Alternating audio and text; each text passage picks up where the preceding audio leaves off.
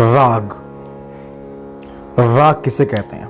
What is the definition of राग?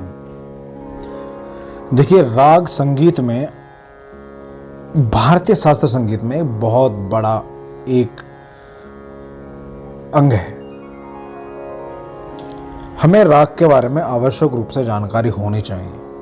हम classical सीख रहे हैं, हम फोक सीख रहे हैं, हम लाइट इंडियन सीख रहे हैं, या हम कोई बॉलीवुड स्टाइल सीख रहे हैं, या हम कोई गज़लें सीख रहे हैं, इन सभी के लिए हमें राग की जानकारी आवश्यक रूप से होनी चाहिए। हम कौन कौन से राग सीखें, इसके संबंध में वीडियो ऑलरेडी मैंने आपके लिए बनाई हुई है। ये बहुत सारे राग हैं, इंडियन क्लासिकल म्यूजिक में बहुत सारे राग हैं, लेकिन हम कौन कौन से सीखें, ये इसके लिए स्पेशल वीडियो आपके लिए बनाई है, आप उसमें देख सकते हैं, इसी चैनल पर है मेरे।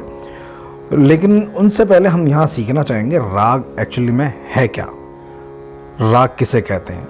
राग हम नाम लेते हैं तो हमारे समझ में आता है कि राग कोई डिफ़िकल्ट सा या टिपिकल सा कोई गाना होगा, वो राग है।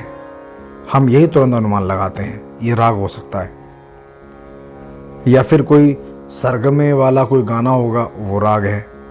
अगर हम जनरली किसी पूछे राग क्या है, तो वही समझा कि राग तो भैया कोई अलाप वाला या कोई ऐसा गाना है, बोर करने वाला है, तो ये राग से हमारे ये मायने निकलते हैं। लेकिन एक्चुअल में राग किसे कहते हैं, आइए हम समझते हैं। और यदि आप चैनल पर नए हैं तो चैनल को जल्दी सब्सक्राइब करें, बेल आइकन दबाएं, ताकि नोटिफिकेशन मेरे ऐसी वीडियोस को आपको मिलते रहें।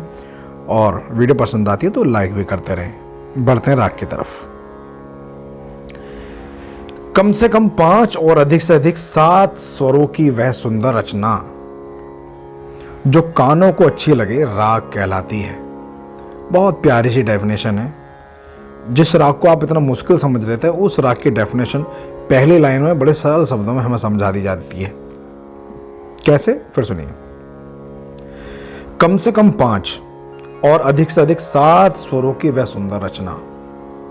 देखिए, हमारे संगीत में स्वर कितने होते हैं आप सब जानते हैं, 7 मुख्य स्वर हमारे 7 होते हैं। तो उन 7 स्वरों में यहां शर्त ये रखी गई है राग के लिए कि कम से कम 5।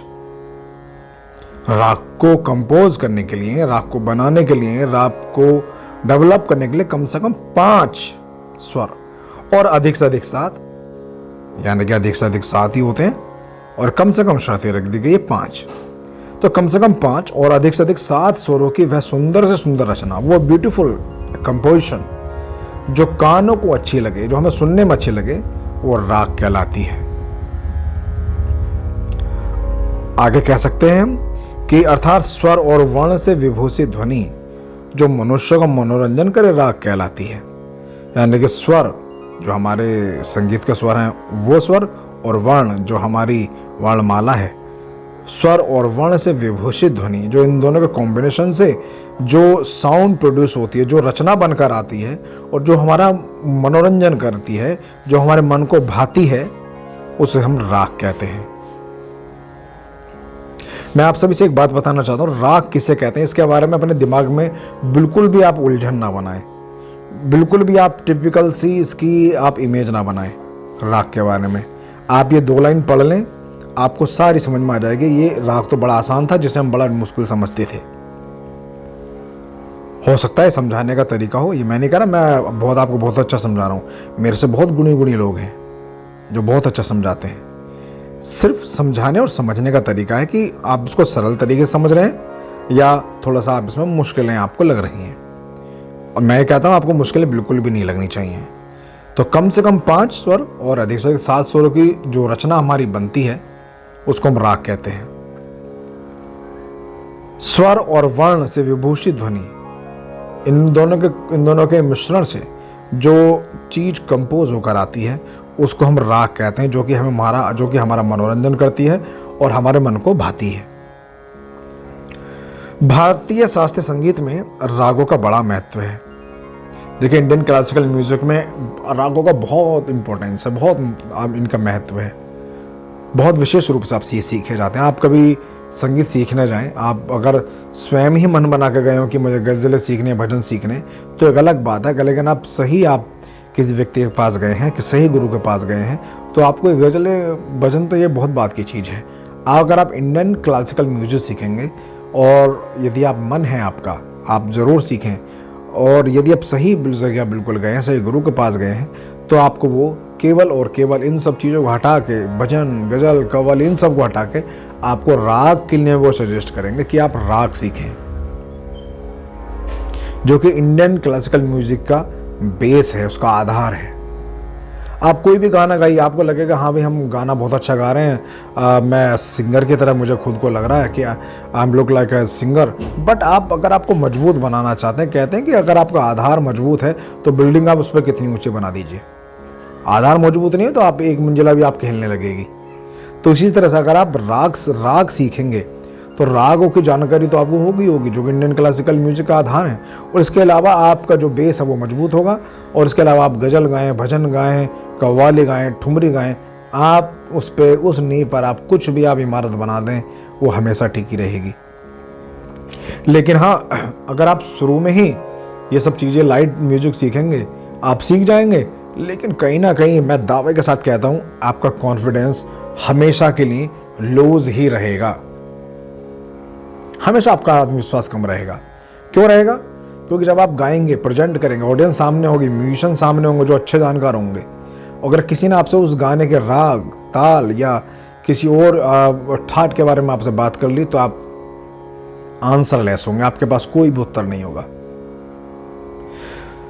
कुछ भी सीखिए, कहीं भी सीखिए, रागों की जानकारी आप आवश्यक रूप से आप ग्रहण करें। किसी सही गुरु के पास जाएं, राग जरूर सीखें, कहीं से वीडियो से सीखें, कहीं से सीखें, बशर्ते आप जो इन्फॉर्मेशन ले रहे हैं, आप जो जानकारी ग्रहण कर रहे हैं, वो बिल्कुल सही हो। ठीक है? तो भारतीय शास्त्रीय संगीत में रागों का बड़ा महत्व है, ये हम आपको समझा रहे थे। और रागों में हमें उनके गायन समय का विशेष ध्यान रखना पड़ता है। बड़ी बाउंडेशंस होती है राग की।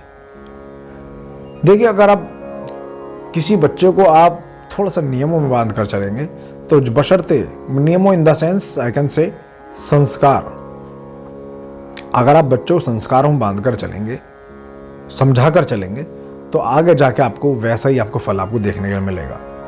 अगर आप शुरू में ही बच्चों को ये सब चीज़ नहीं गाइड करेंगे, तो कहीं ना कहीं, जैसे हम कहते हैं, अधिक स्वतंत्रता, वो आपको इसका कहीं ना कहीं हानि उठानी पड़ सकती है। तो रागों का हमारे इंडियन क्लासिकल म्यूजिक में कितना महत्व है, ये आप सभी इस वीडियो से समझे होंगे। डेफिनेशन बहुत सरल शब्दों में है, आपको समझाएगी, बहुत डिटेल एक्सप्लेनेशन आपको दी है, और मैं समझता हूँ आपको समझ में आया होगा। और अगर आपको समझ में आया है, वीडियो अच्छी लगी है, मेरे समझाने का तरीका अच्छा लगा है, तो प्लीज़ वीडियो को लाइक करें और शेयर करें, शेयर ज़रूर करें, ताकि जो इन्फॉर्मेशन, जो ज्ञान आप ले रहे हैं, वो दूसरे भी ग्रहण कर सकें।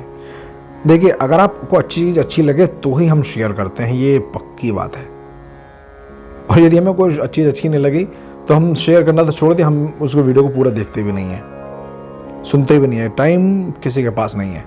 और यदि आप पूरा टाइम देखे से सुन रहे हैं, इसका मतलब आपको कंटेंट अच्छा लग रहा है और आप बड़ा समझने वाले व्यक्ति हैं, आप समझना चाहते हैं संगीत को, सुनना चाहते हैं, सही चीज़ आपको अच्छी लगती है।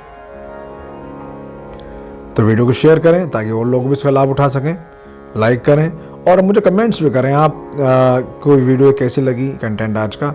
और मैं फिर से आपको रिक्वेस्ट करता हूँ, मुझे अच्छा लगा, आप बहुत सारे लोग मुझे मैसेज करते हैं नए नए कंटेंट्स के लिए, नए नए सब्जेक्ट मुझे देते हैं, मुझे टॉपिक्स मुझे बड़े प्यारे लगते हैं, आप भेजिए, मैं उन पर पूरी कोशिश करता हूँ आपके उस टॉपिक पर वीडियो बनाने की।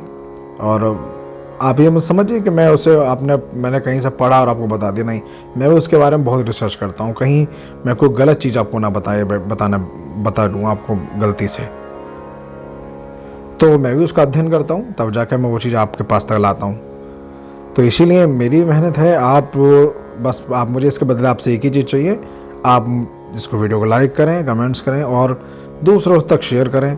और अपने नाम, आप जहाँ मुझे भेजते हैं मैसेज अपना इस वीडियो के में, हर एक वीडियो में प्लीज़ अपना नाम और अपना स्थान ज़रूर लिखें आप, ताकि मैं आप जान पाऊँ कि आप कहाँ, किस क्षेत्र से, किस जगह से आप मुझसे जुड़े हैं, किस कंट्री से आप मुझसे जुड़े हैं।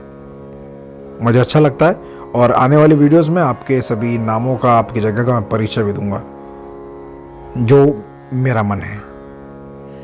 चलिए मिलते हैं नेक्स्ट वीडियो में। Thank you, bye bye and take care.